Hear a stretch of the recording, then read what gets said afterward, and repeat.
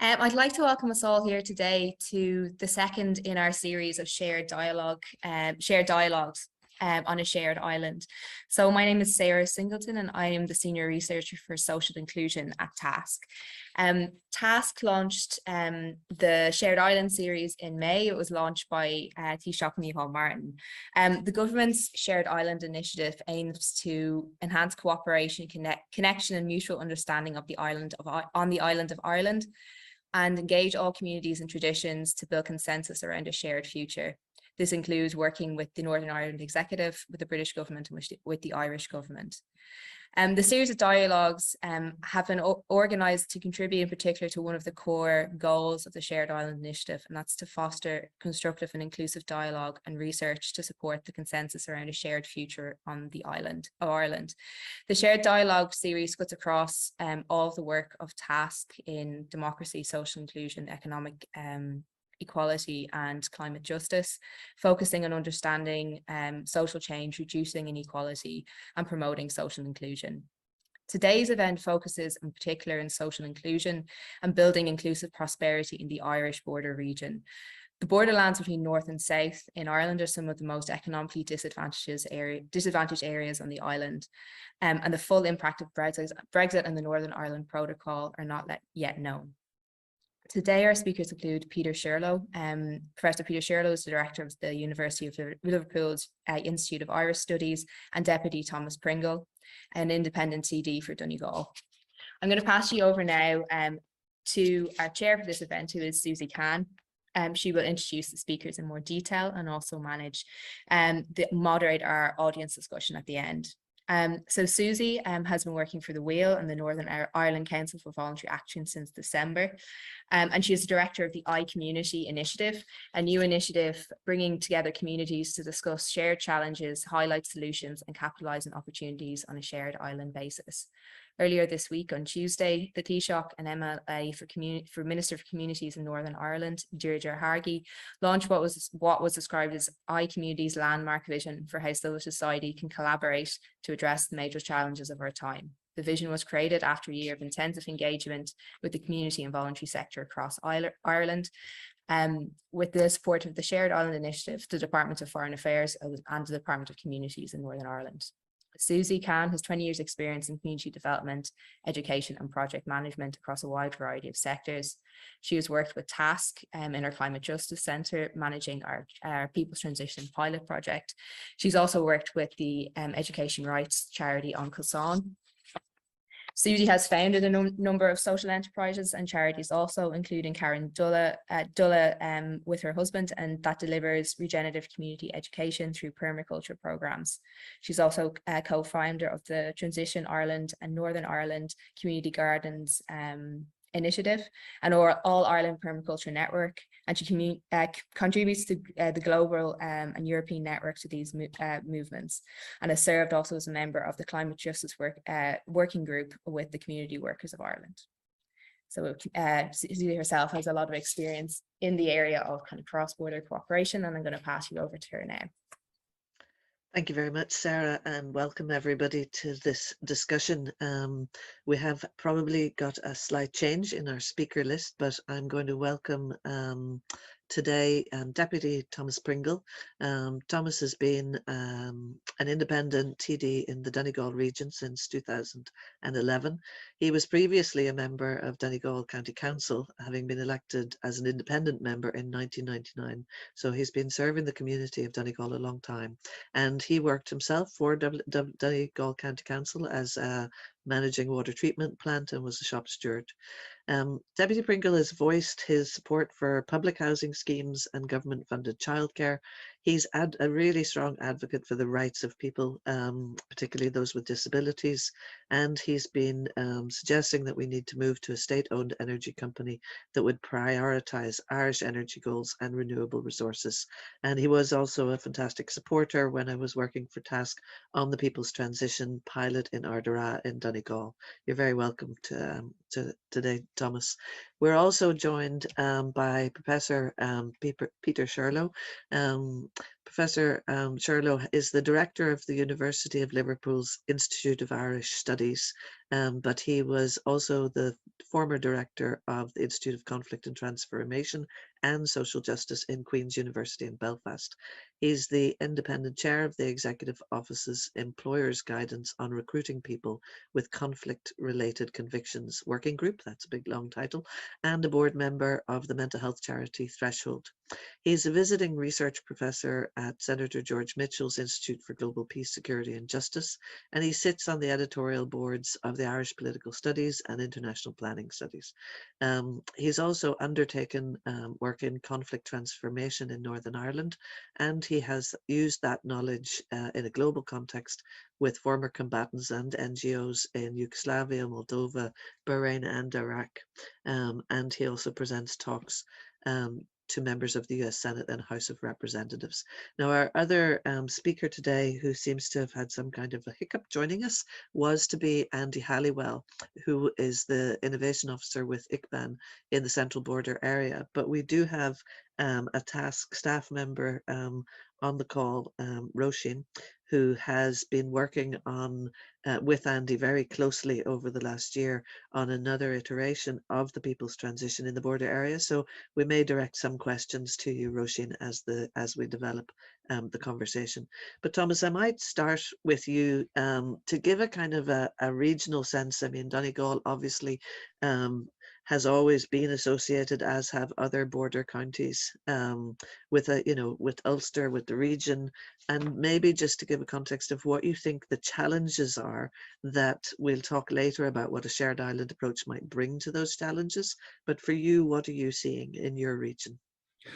Yeah, thanks very much, Suzie, and thanks for the introduction there too as well. I didn't think of it, half that stuff you were saying there, but no, it's very interesting, I suppose, and probably in a lot of your day-to-day work, you're so consumed with the work, you don't actually think about issues like this, and it's good to actually take time out to actually have a think about this and see what the impact it can be.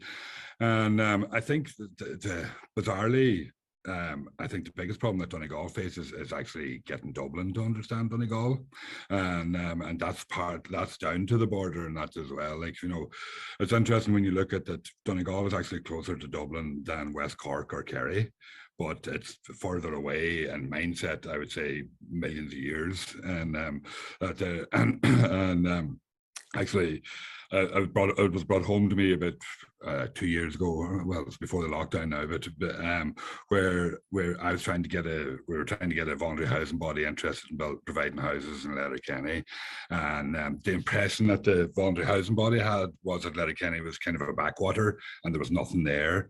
And we actually got them to come up to have a look at Letterkenny, and they were astounded. They couldn't believe what they were seeing there, and so they subsequently went on and developed the houses and built it there. So that's the context, I suppose, a wee bit in what's Donegal is facing. And in terms of the border is very important for Donegal in terms of building that critical mass. And I think it's important for Derry as well, and Tyrone and Fermanagh too, and that together we can build that mass of maybe 350, 400,000 people that actually make, in the modern day, make systems work.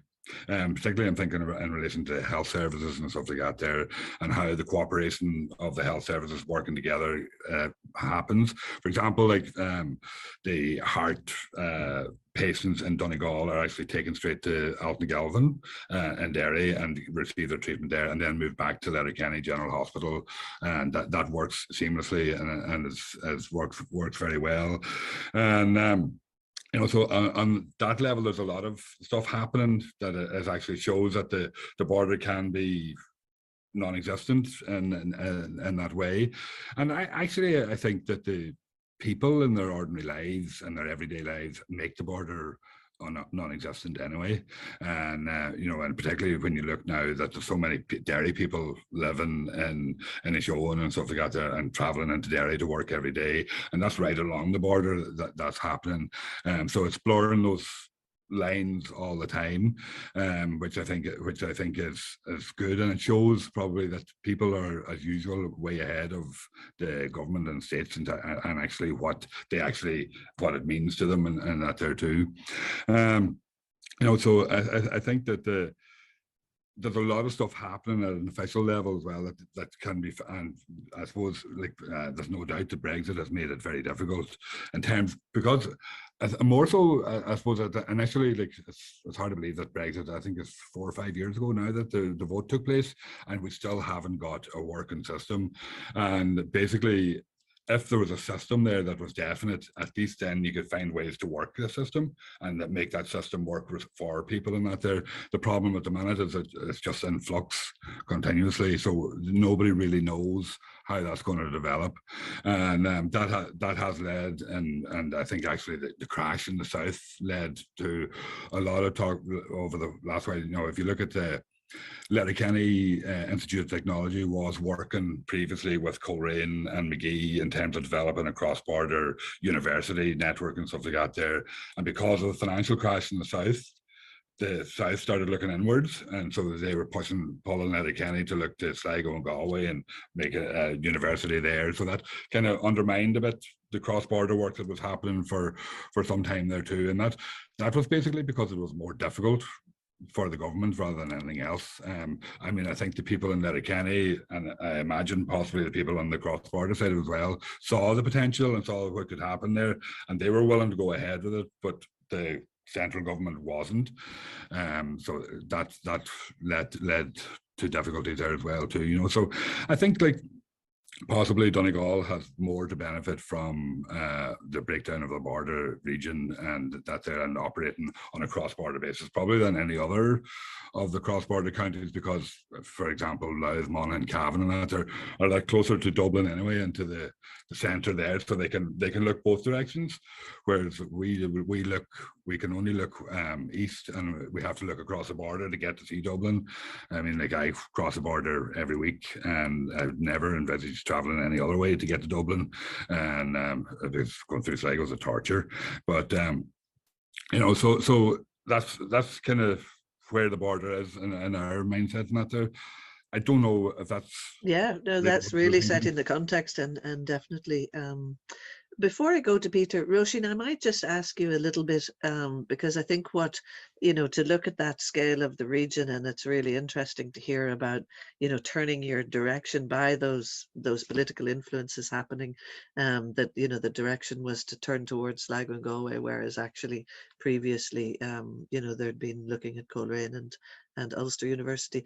But right down at the level of the village, Roisin, the project that Andy and you have been working on with ICBAN and the People's Transition, it's been, am I right in saying it was 6 villages identified on, and I suppose because we're talking today about the social inclusion on that region and the marginalisation and the vulnerabilities there, could you just speak a little bit about the context you've been hearing on the ground from people in their villages about what the issues that they're seeing and why they might feel overlooked, or in similar ways to what Deputy Pringle's talking about, from Dublin not paying attention, not even knowing, what Letterkenny would look like for the housing project you mentioned. Roisin. Absolutely. Thanks, Suzie.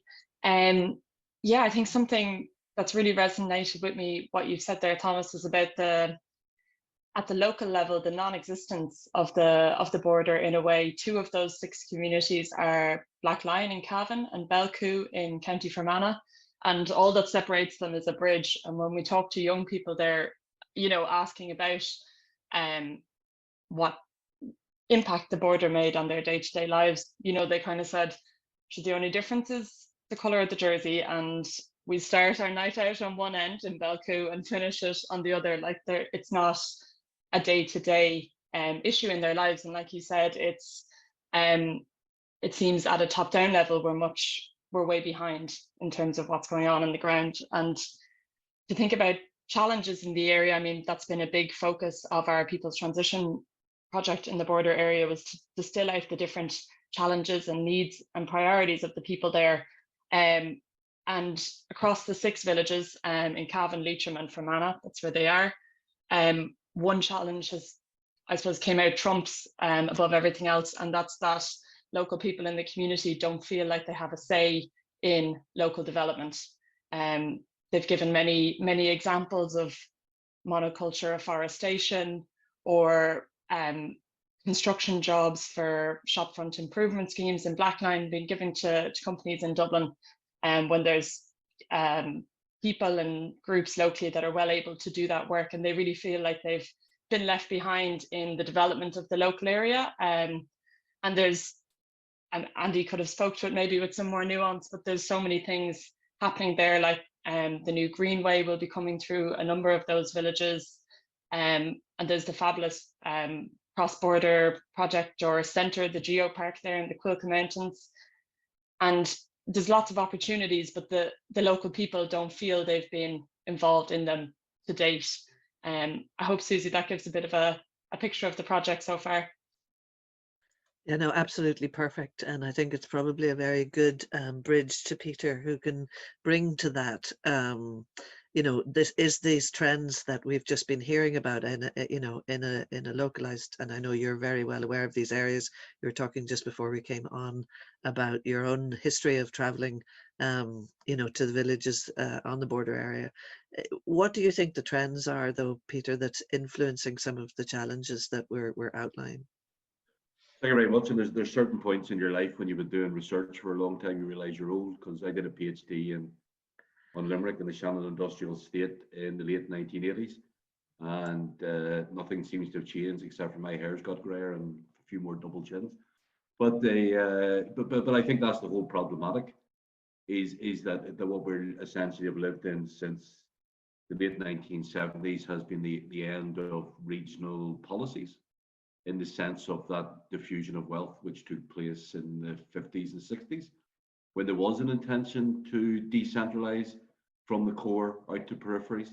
And of course that had big impacts. You think of Derry, DuPont, etc. You know, there was actually a strategy at one time which was very much based upon driving wealth and investment away from the metropolitan centres. The last 2 decades has been the actual opposite of that. And we've ended up now, for example, if you look at the Nuts 3 regions in the UK, Belfast is the 7th best performing economy in the UK. Okay, Fermanagh and Foyle and other places like that are near the bottom. So you have this massive diversity, as you do in the south of Ireland, between Dublin and the rest. I think there's also the point that you mentioned there about just before COVID, I was going down to this event in Carnmore Abbey, and I hadn't been down that road, Enniskillen, then cutting across into Cavan, Sligo, etc. And I was absolutely shocked what I saw in the south of Ireland. Villages in which petrol stations were automated, no shop, pubs that just weren't there anymore, restaurants that weren't there, boarded up streets and all of this. And I thought to myself, where's the nation? Where's the concept of a nation here? And when I got to Kylemore, a very plummy, well-known public profile academic, when I pointed out that I found this shocking, that these were communities that had been destroyed or undermined or weakened, and he pointed out the window and said, these places are just for tourism. And I thought to myself, these are places which have mental health problems. These are towns that find it difficult to maintain a community and social fabric. These are towns that are emigrant nurseries, that the young people head off, go east, whether it's to Dublin or whether it's to England or wherever else. And that level of concern for your fellow citizen is part of the bigger problematic, is that it's okay to have Dublin as this big wealth creator, and it doesn't really matter about anywhere else. I personally then went on to tell me about why we needed to have a United Ireland, and I thought to myself, well, you haven't even got one now, so how are you going to create? That's your attitude. I would like to see what you're trying to create. And I think that one of the things is also, you know, the rise of Belfast and Dublin has had these really strong centripetal forces. So Belfast is now a world leader for fintech, hydrogen technology, cybersecurity, cultural production, all of that. And all of that simply draws resources more and more into that city. And in doing that, you know, you end up with a situation that Belfast, as is the case with Dublin, destabilizes the rest of society. So it's immigration flows, it's capital flows, it's labour flows. All of that is going in one direction. So you can't have a place in which Belfast is at the top of the tree and Derry's near the bottom, and you can't have a place that Dublin's at the top of the tree and the rest is pretty much somewhere near the bottom, with the exception of Cork, etc. So I think those are things we have to be very, very aware of. I think there's issues about leadership. Newry, for example, has started to create quite a buoyant economy, which came about largely because a guy went to the credit union, borrowed £5,000 and created a company called First Derivatives, which is now 800 million in value, and which has driven up employment and driven skilled employment. But yet again, part of its benefit is that it's on the Dublin to Belfast corridor. That you know, it's between. And I'm sure that the guy who built that business was very creative and very thoughtful. But you can see how that type of investment driven by entrepreneurship has really changed the fortunes of Newry. Then if you go to look at somewhere like Derry, and I think these are questions of leadership, I think it's important that we ask these questions. You know, the levelling up money that came from the Tories, Derry, I think, is the only city council that spent that money in the community sector. Whereas the other councils in Northern Ireland spent that money on entrepreneurship and job creation strategies. So I think, you know, that sort of problem has to be explored. You know, Derry, for example, has, as a council area, the lowest number of overnight stays in hotels. It's a city with a contiguous wall. It's one of the few cities in Europe that has a contiguous wall. It's a major historical centre in European history. But they don't seem to be able to build a tourism industry around it. There are more people who stay in Lisburn and Castlereagh. I don't even know where the hotels are in Lisburn and Castlereagh, or why you would stay in Lisburn or Castlereagh. But there's issues of that type of issue of when funding comes in, which could be used for wealth building and for social economy and social enterprise, that it was used in that context to support the community sector. And I think that those sorts of decisions are important. I think the other thing is, of course, the issue of the border is an issue of partition. You know, partition is, you know, part of the reason why these economies do less well has been, as we know, anywhere in the world, borders create barriers and flows of capital and trade and all of that. But there's also a question about, if we go down this constitutional question with force, when there's no real evidence that we're moving in that direction as rapidly as some people say, is you're going to distract from the whole project of building social progression and social property. And the reason why I say that is, take the example of Scotland. Whenever Labour was in charge in Scotland, when it was non-constitutional politics, they changed feudal land laws. They changed rural ownership of land laws. They did serious legislation on domestic violence. They did serious legislation on community wealth building. Once Scotland went down the whole of the constitutional question, there's been virtually no primary legislation passed in Scotland. So we have to factor in, whether there's going to be constitution change or otherwise, we have to seriously factor in the question of what does social progress and progression mean. And I think, you know, the Shared Island Initiative is part of that. But I think more broadly, what we're really talking about here is, how do we make rural border economies more economically generative? Okay, so take the town of Preston, not far north of where I am, deindustrialized, heroin problem, high levels of dislocation, out-migration, sitting, you know, beside Manchester, which is a big financial centre, Liverpool, a big creative cultural centre, and they have turned their economy around. Now, the way they turn their economy around, which is just happens all across Europe, is the whole question of community wealth building. So if you look at somewhere like Lisburn, where Loyalists set up the social economy project, it now employs 200 people a year. 200 people a year who are in secure jobs, 200 people a year who are in protected jobs, 200 people a year who are in sustainable jobs. So this can be achieved, okay? So the example of Preston is very much about this community wealth building approach and the holding of wealth in communities. How do you hold wealth in communities? How do you do that? Plural ownership, you know, you can have private public models of ownership. You can have community private forms of ownership, etc. Okay, so those ideas around, you know, you think of the crisis we're in at the minute, where you see these sort of economic generator projects where you have community kitchens, where you have community laundries, but also where you have community technical hubs.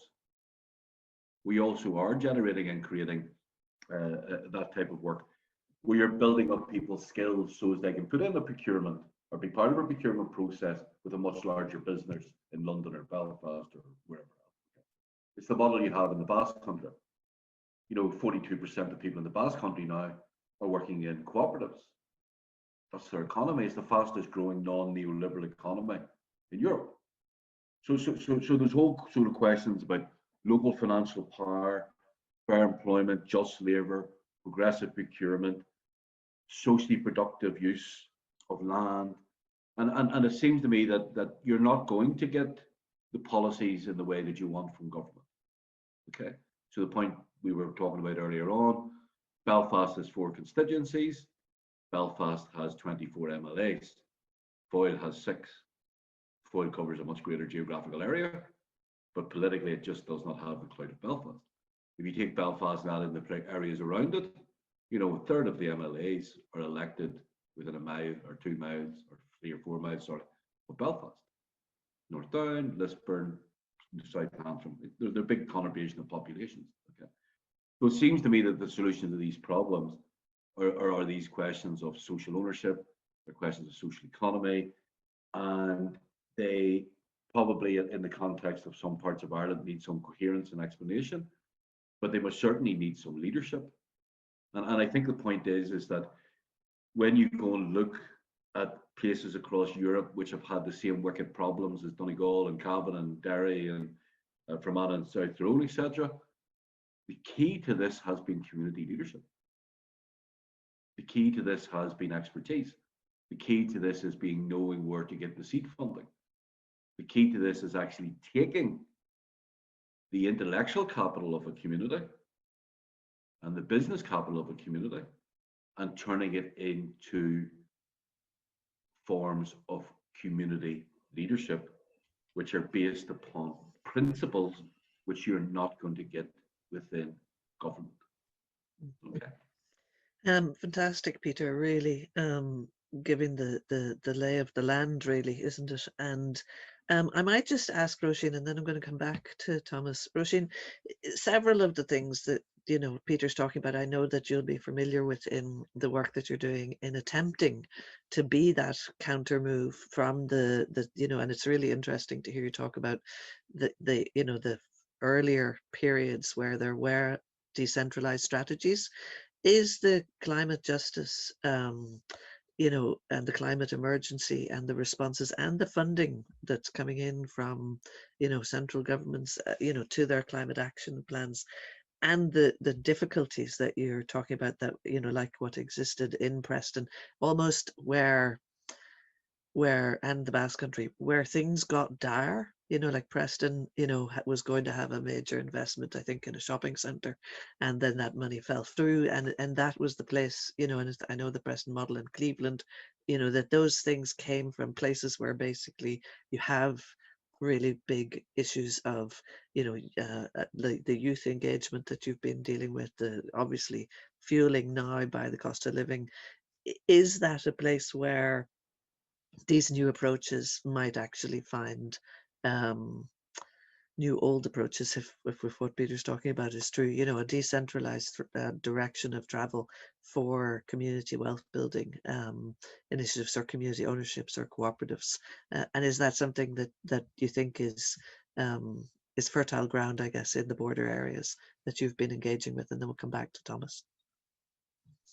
Thanks, Suzie. Yeah, absolutely. I mean, I suppose the first thing that came into my mind there, it mightn't be exactly border focused, but we spoke with someone from a community in the Midlands yesterday. And Suzie, when you speak about, you know, when things are kind of hitting dire straits, that this, you know, it's a fertile opportunity to try different things and try plural levels of ownership of the economy. the role of the government there, I definitely got the impression, you know, yesterday that these communities in the Midlands were literally overnight left in the dark. And the Just Transition Fund of upwards of 80 million is coming down the line, but it's not being felt locally yet. I suppose that's kind of the first thing that came to me. But you know, turning back to the border, and to speak to the Midlands as well, there's amazing community energy, thinking about things like a big part of the People's Transition is looking at the different climate solutions we can develop and co-create whilst tackling inequalities. And a central pillar of that is community wealth building. I suppose our main feeling, whilst there's many challenges in the border area where we've been working, there's also been so many possible solutions. We looked to an amazing group of people in a village called Eden Derry in South Belfast, I think is where they are. And that's a community group that have set up a geothermal and community energy cooperative. They're just a group that have come together and are looking at how they can heat about 200 homes in their small area using the power of the River Lagan, which is just beside them. That's one example that we've brought to the border community, and they sit between two lakes, Upper and Lower Loch Macnean. It's a similar situation in Belcoo and Blackline. You've got a distinct number of houses close together, which is suitable for geothermal energy and district heating. And that's just one example of how a community can kind of take back ownership of their own lives and local development. We're also looking at things like the idea of an anaerobic digestive cooperative, and also concepts around social farming, looking at how we can engage in a just transition for agriculture. So far, most of the emphasis has been on phasing out peat, but agriculture is going to be, you know, a huge challenge if we don't begin engaging with farmers and thinking about ways that we can diversify income sources that are also good for the planet, and bring meaning back to what it is to be a farmer. But yeah, I suppose the main feeling is that there is so many different options, and it's definitely grounded in that cooperative model and the community wealth model that you spoke about there, Peter. Fantastic. Thomas, one of the things that Peter alluded to from his longevity in this research area and activity area is the pace of change.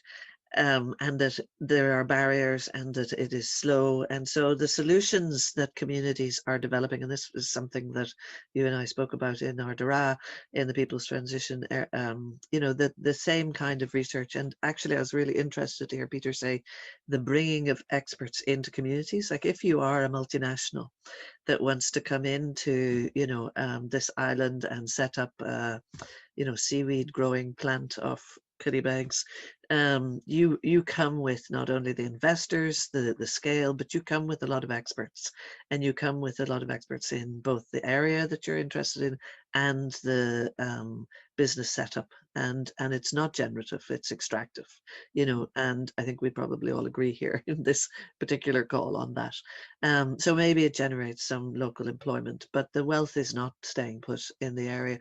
And yet these other models, you know, cooperative law in Ireland hasn't changed for, is it almost, I would just say century rather than decades.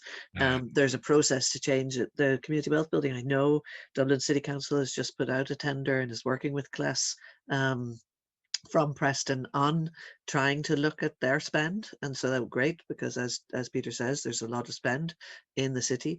And the Newry and Down borough councils are also have been doing work with DTNI in Northern Ireland looking at it. So the models and the ideas that communities are so capable of creating and owning or co-owning or co-benefiting are there, but the pace of and the bureaucracies, that's what I was hearing in iCommunity this year, you know, the bureaucracies at a cross-border level, people not understanding each other's jurisdictions, let alone, as you say, their own jurisdictional bureaucracies.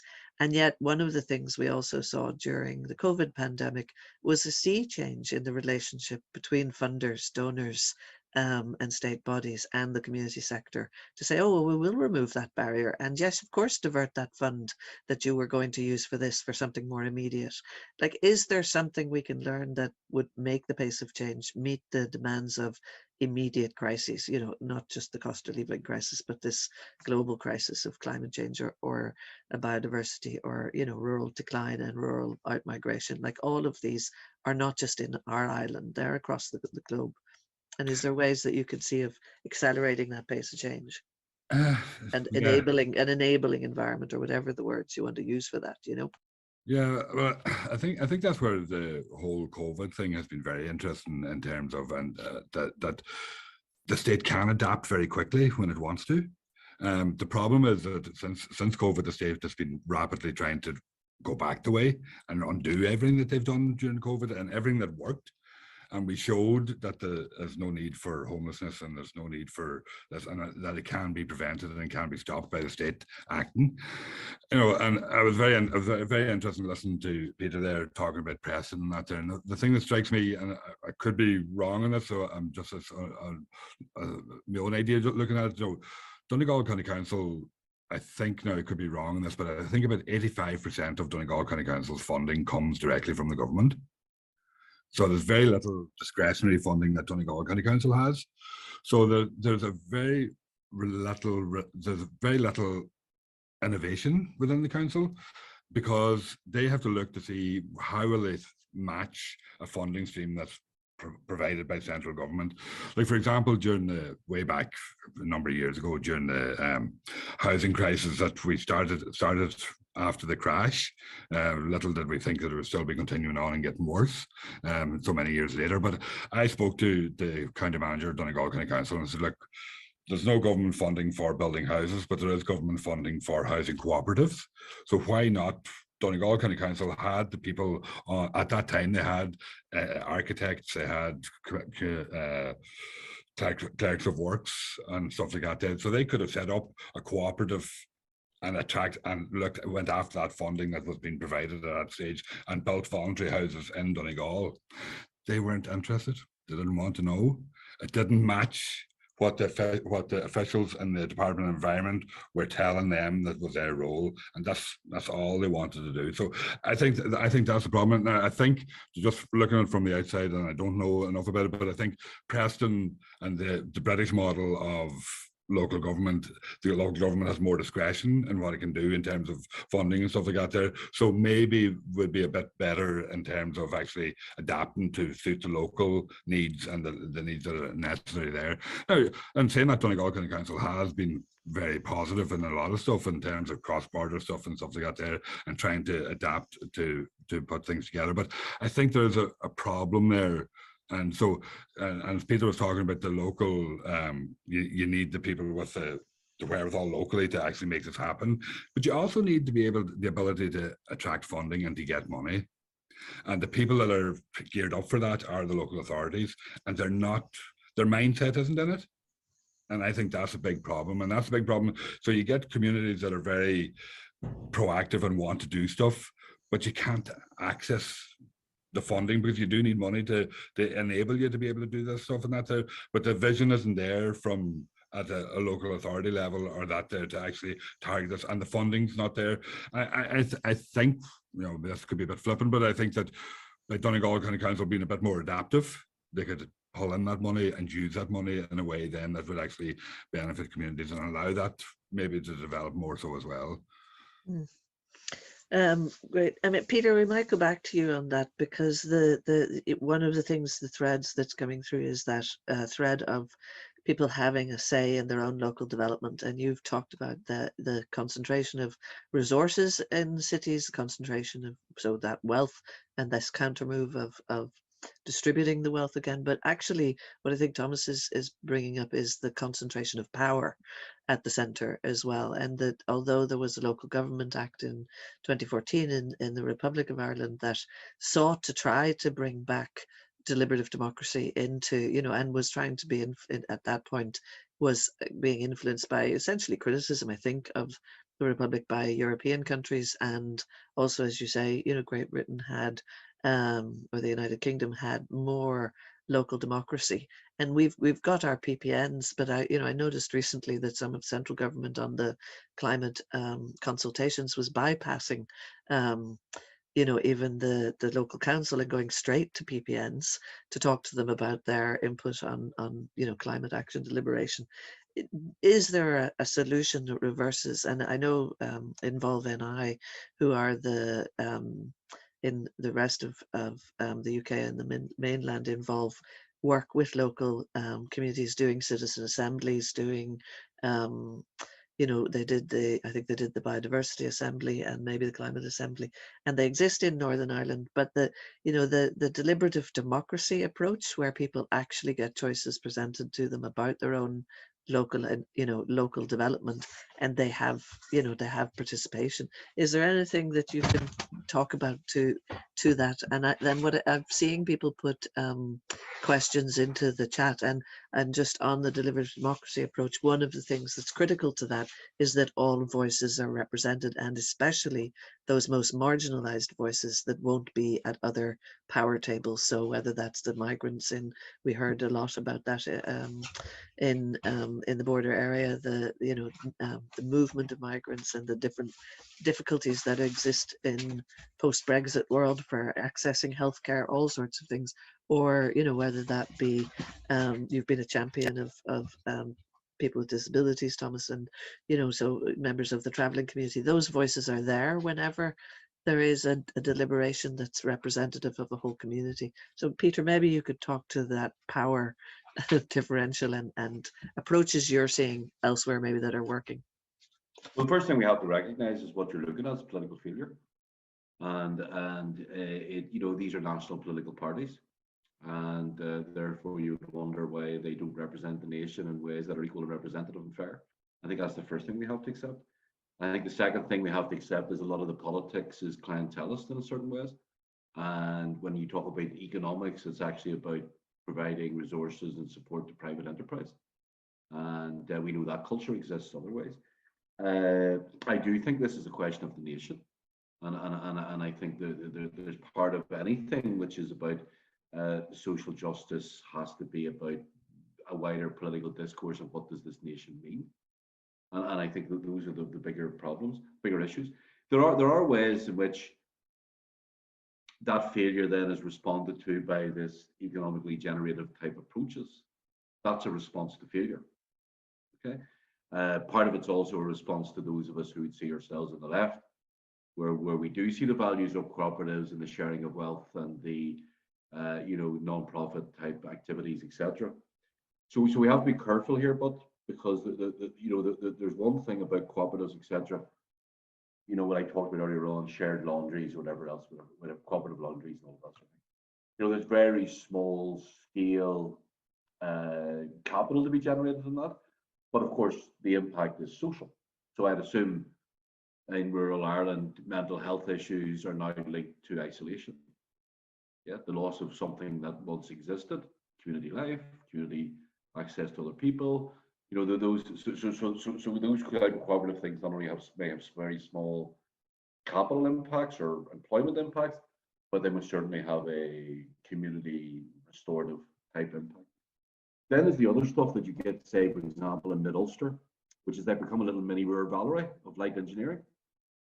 And that is what needs to be captured in communities is, we need to get beyond this issue about, the realities of decline and all of that there. But there's also people in those communities who have skills. There are people in there who've been, have worked in different types of employment. There are people there who have maybe come back, couldn't cope with London anymore, cost of living, whatever, have moved back for have moved back. So there's actually a big capital within communities of ability. And if you look at that Ruhr Valley, little mini Ruhr Valley in Mid-Ulster, like that came about because of power stream. So it was a private industry, and then it sparked and stimulated all these subcontractors. And many of those subcontractors then are highly skilled. And this is as rural as you can get. We're talking about Tyrone here, and North Armagh, etc. These are rural communities. So it's how you have the cooperative model, which has its small capital effects but big social effects. But it's also about actually accounting for the skills that are in those communities. So the guy or the woman who is commuting to Belfast every day is now working in a small business that he or she has set up in Tyrone with a specialist engineering. So that skill is brought back into their community. So I think the point about it is, if we accept this as political failure, then we need to start thinking across this island in a much bigger way about capturing solutions which are pretty much beyond the political capacity that exists on either side of this island. I'm just going to look and see for our audience that are joining us online with us, if anybody wants to put a question, do put them in for our last sort of 10 minutes of the session, and we'll see if you can direct them towards a particular panelist. I think people have touched on a couple of the questions that have come in already about the expected challenges of people living on the border with cost of living and the opportunities for young people. Kind of touched on that. But if anybody has a question, use the chat function and we'll make sure to try to Can I just say include your something very question. quickly? Yeah, please, Peter.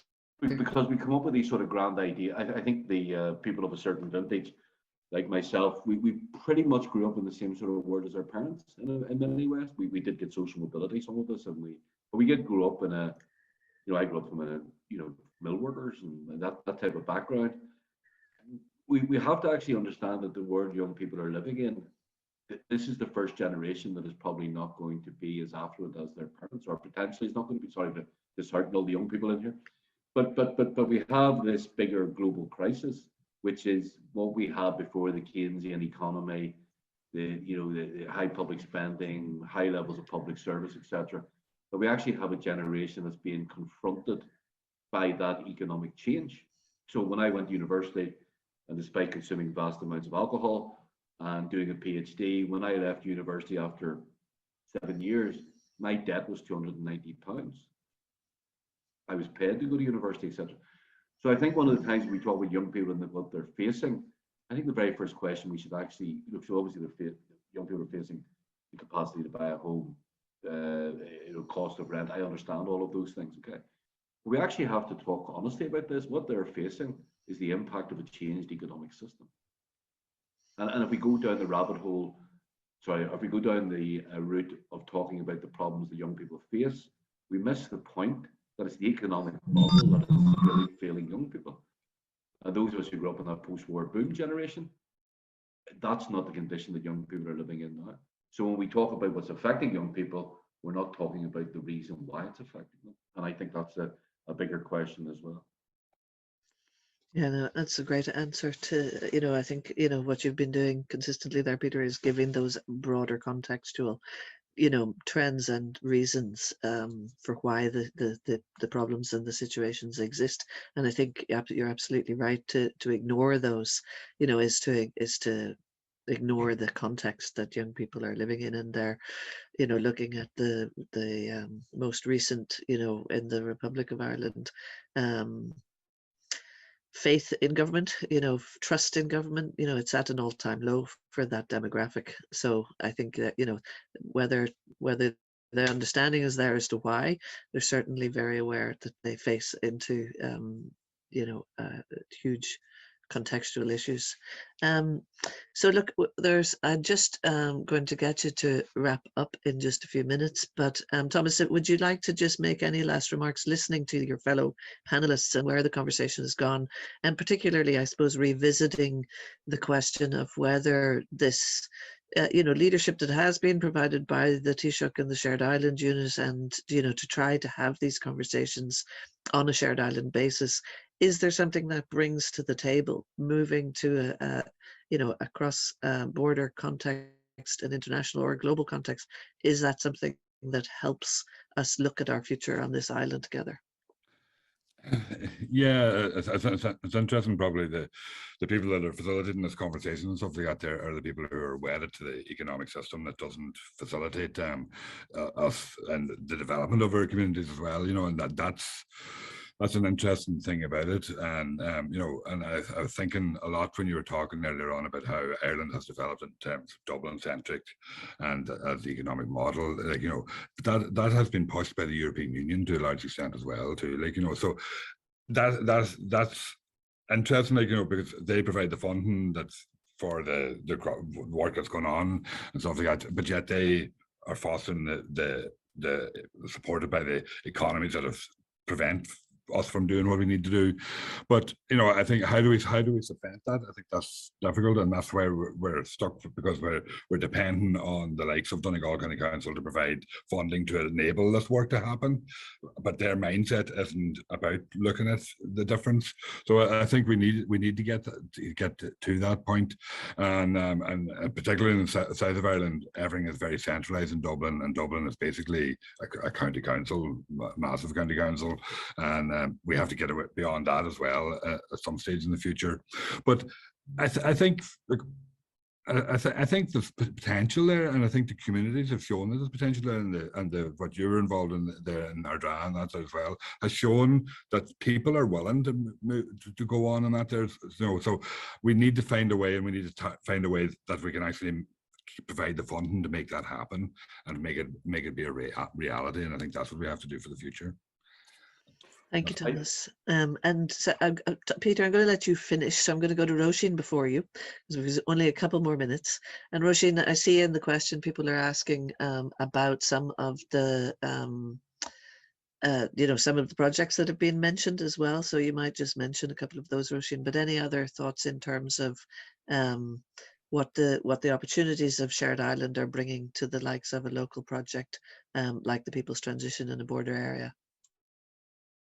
Thanks, Suzie. I'm thinking about different projects. Well, the People's Transition model, always nice to give it a plug, is available on the TASC website, and you can read the 2 pilot studies that were conducted last year, as we've mentioned, in Ardra and Donegal, and another in a different urban area in Phibsborough in Dublin. We're currently undertaking the border transitions projects, and we'll be working with communities over the next 3 years as well, as we kind of scale up the model. And in terms of the opportunities of working cross-border and you know, the shared island approach, I mean, when we meet with the communities in the border region, there's a lot more options in terms of who the community can, it's tricky, but in who we can get funding from. We can look to universities in Northern Ireland or local government in Northern Ireland, where it might be easier, or where there might be better able to facilitate you know, development of climate solutions. Or we can look to the south. It's tricky when you're trying to do something cross-border and you have the bureaucracy and many hoops to jump, but no, the energy from the community is certainly there. They're only dying to work together, and I guess from their point of view, they just want a bit of support and a bit of facilitation in working together cross-border, so that it's not just left to them. And thinking about what Peter has been saying, there's reasons why things are so hard at the moment. Like, it's, you know, they need support from local government and national government and anchor institutions from both sides of the border. Fantastic. Roisin, we're going to give you the last word, Peter, to see where you think this conversation has brought you to in you know, in the context of Shared Island. If there are opportunities or things that you think that, you know, that relate to your question earlier about what is it, you know, what is the nation? Is it only urban? Is it also, you know, rural and marginalized groups? So any opportunities you're seeing in this? I must be one of the only person from a unionist background who's encouraging Ireland to build a nation. But anyway, the point about the Shared Island Initiative, I think, is critical, because at some point there may or may not be constitutional change, and that's going to have massive repercussions. And I don't think we even know what that would mean in terms of ownership, private ownership, you know, connecting public services and all of that. So that's something that could or could not happen. But the point is, the Shared Island Initiative is critically important, because the Shared Island Initiative is a continuation of the Good Friday Agreement. and the Shared Island Initiative is getting us beyond the institutions of the Good Friday Agreement and actually getting us into the pounds, shillings and pence of social, private, capital issues. It's about health. It's about working out that the impact of partition has been to create two systems, and those systems aren't going to work unless we build bridges between them and try to resolve that. So I sat on the panel that handed out the academic money, and you know, so you had this sort of reality. Clearly across this island, there are many people for whom speech is a problem. So that would include people with dementia. It would include people for whom English is not their first language. It would include people who have speech impediments, autism, mutism, and whatever. Sorry, I don't know if that's a politically correct term anymore. But people who have problems with speech, which covers a real gamut of people. Okay, old, young, migrant, etc. And so what you had in Belfast was you had world-class ways in which to facilitate improvements in speech. And of course, what you had in the South was a bigger network of people who needed to avail of that service. Like, come on, simple. Yeah. You know, that in itself creates a social good, and it's driven by an expertise of Belfast and a network in the South. And when you looked at that, you saw the same thing over it. So Limerick University has some robotics ability, and in Queen's University they have some whatever electronic engineering, whatever that is. Okay, so the feasibility of all of that, I think that despite everything else, I think the Shared Island Initiative is going to be a game changer. Okay, because I think what it'll do is it'll make it easier to understand the benefits of trading beyond your place, the benefits of engaging beyond your place, the benefits of committing to a wider concept of building something together. Okay, what that'll turn into constitutionally, I don't know. Yeah. But I think it already has that capacity. And I think what the benefit of it is that it's gone into the economic sphere.